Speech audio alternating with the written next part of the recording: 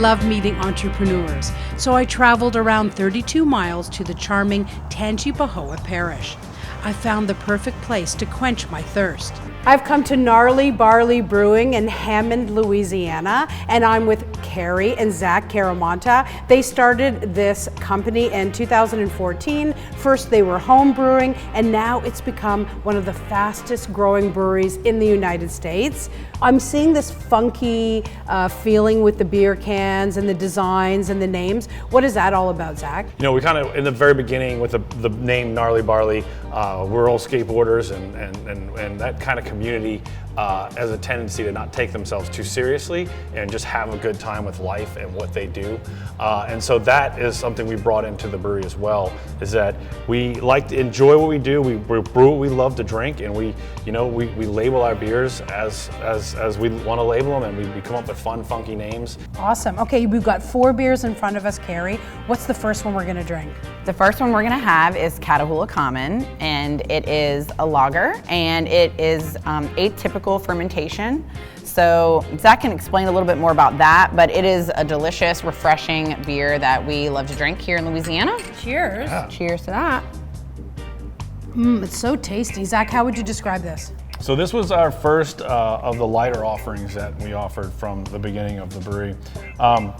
We went with a hybrid kind of beer. It's a lager brewed at slightly warmer temperatures, so you're going to get a little more of the complexity and the fruitiness of warmer fermentation, but yet a crisp, easy drinking lager at 5% alcohol. So real nice and easy, but yet a little breadiness, a little complexity from the malts and whatnot. And so you kind of a little bit of everything. I like it a lot. I think I could drink this on a hot day, chilling out with my friends. If I had a pool, maybe by a pool, maybe at a campground. Or in Louisiana in general, because it's always hot, so typically. Okay, what's the second one? The second one is Skaterade, and it is an Italian Pilsner. And obviously there's a ring to that name, but Skaterade gives back to local skateboard initiatives. So we are a fan of local skateboarding community, so we wanted to give back. And this is another very easy drinking beer, which obviously if you're skateboarding all day in this heat, you're gonna want something refreshing. So we wanted to bring this on board as our flagship beer. So, wow. Yeah. I've never heard of an Italian Pilsner.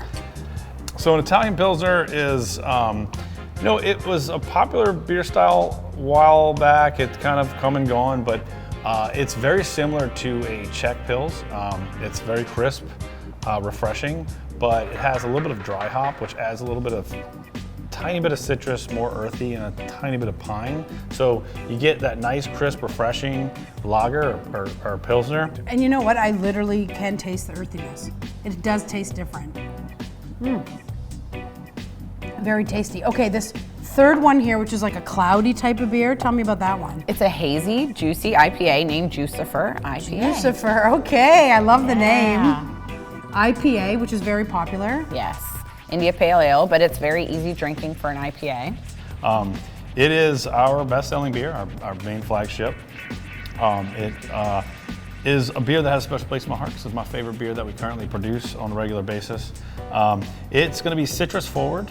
It's got a nice, almost kind of orange juice texture. It's got a little bit of cloudiness, as you see, which creates kind of some acidity and some turbidity, which it gives you kind of that idea of a mimosa or a little bit of orange juice kind of addition to it. People think that we have grapefruit in the beer. We do not have any fruits or grapefruit in the beer, but it's all derived from the hops. So it's going to be hop forward, mostly going to be citrus hops. Like I said, a little bit of grapefruit. Easy on the back end, smooth. It's not very bitter for a hoppy beer, as the style is very nice and light on that side. So approachable if you're not really into bitter IPAs, but at the same time, it has everything that you need as a true IPA drinker to enjoy the beer. And the final one here? This was my first home brew recipe that I wrote from scratch. I did it for a contest for an original home brew. I was only home brewing for a couple of years before that, and I decided to write this recipe specifically for it. It was for a dark beer. By using lager yeast, we're able to create something that's roasty up front. It has a little bit of a touch of coffee almost. Very light bitterness, almost no dark bitterness, but then finishes very light and easy drinking. So it kind of hits all those notes that I was looking for in a dark beer here in warm, humid Louisiana. So delicious. Well, thank you so much for teaching me about your beer. I've learned a lot, and I'm just curious, what's the dreams for the future? Well, really, we planned for a growth of the brewery, and it's gone beyond our wildest imaginations at this point. And we have a saying here in Louisiana, lagniappe, and while I will never turn away from growth, but from here on out, really, it's all lagniappe. It's all extra. We've kind of achieved what we wanted to, and as our staff steers us and our crew steers us in the right direction, our community asks for new things, we'll continue to do that and continue to innovate. Cool. Well, cheers to lagniappe.